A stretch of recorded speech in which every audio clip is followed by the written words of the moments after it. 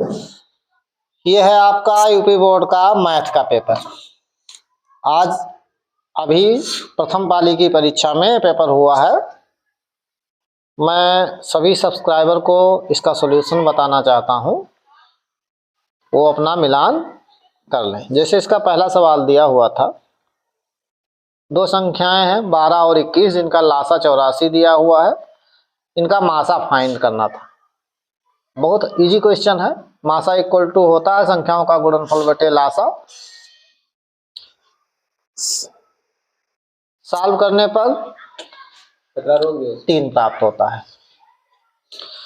जैसा दूसरा सवाल है, एक बक्से में 6 नीले, 4 सफेद और 8 लाल कंचे हैं। यदि इस बक्से में से एक कंचा यदि अच्छा निकाला जाता है तो इसके नीले रंग होने की प्रायिकता क्या होगी। 4 ऑप्शन दिए हुए हैं। पहले हम इसको टोटल करेंगे। 6 4 10 18, टोटल 18 गेंदें हैं। नीले रंग की प्रायिकता पूछ रहा है, यानी 6/18 1/3, यानी इसका सी ऑप्शन सही है।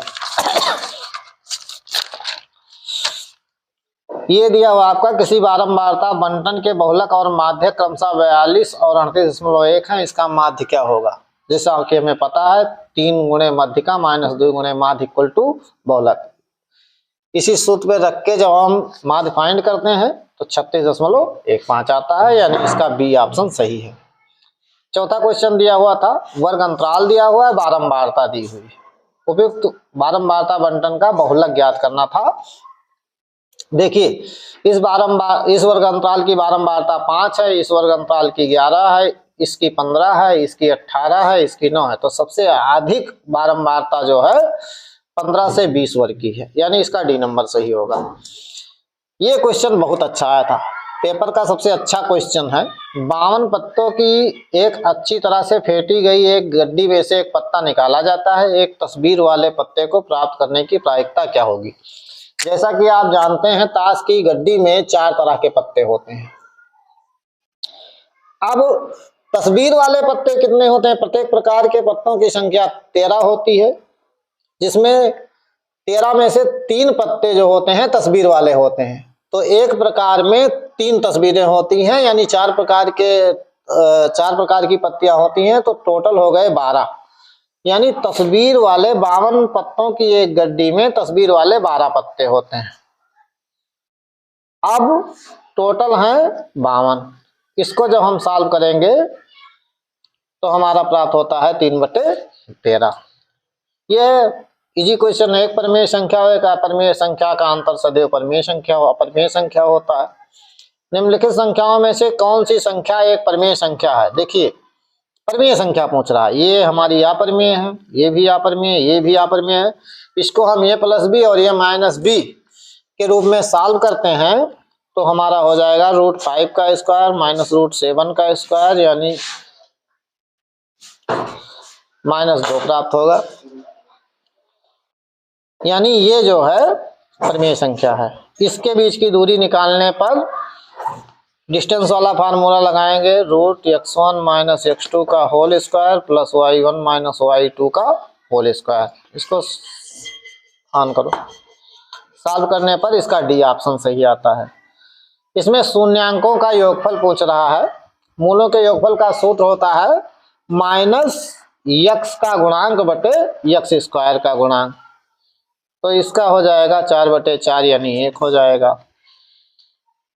इसको रैखिक समीकरणों के युग में हलों की संख्या कितनी होगी। इसमें अनंत हल होंगे, क्योंकि इसमें बनेगा हमारा a1/a2 = b1/b2 = 0 c1/c2। ये 11 नंबर आपका दिया हुआ है। समीकरण अतना का एक मूल 2 है तो k का मान ज्ञात कीजिए। एक मूल 2 है तो मूलों का योगफल भी फाइंड कर सकते हैं आप। गुणनफल मूलों का योगफल इक्वल टू होता है, या x की वैल्यू 2 दी हुई है, 2 इसमें आप फाइंड करेंगे, सॉल्व करेंगे, k का मान -2 निकल के आ जाएगा। इस श्रेणी का 20वां पद ज्ञात करना था। ये = 10 दिया है, d = -3 हो जाएगा। tn का फार्मूला लगाएंगे और इसको सॉल्व करेंगे। सॉल्व करने पर हमारा -47 प्राप्त होता है।